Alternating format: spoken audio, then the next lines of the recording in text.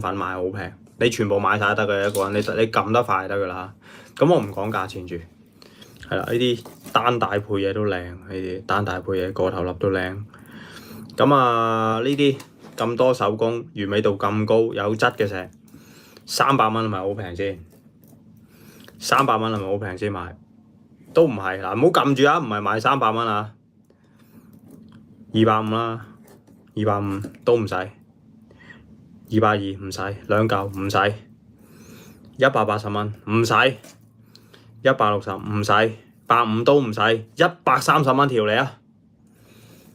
哇！真係我諗唔到點解賣唔晒呢啲，買晒冇㗎啦呢個炸條啊！真係重粉啦，唉賣晒啦已經。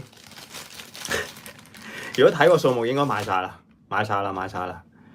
阿 moon 一條，Joey 2條 ，Kevin 1條 ，Keith Lam 2條 ，Peter 5條，阿 moon 再加1。好，我攞張紙寫低先。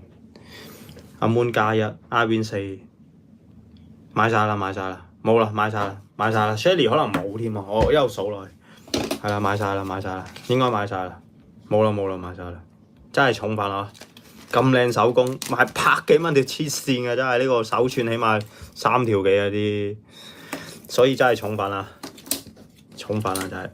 阿 moon 就1加1 2條得，但我未拆添啊條繩，解條繩先，一樣嘅其實，我都未解條鏈。阿 moon 2條1加1。買晒啦，應該買晒啦。我心算過，可能未買晒，買剩咗2條。係啊，應該買晒。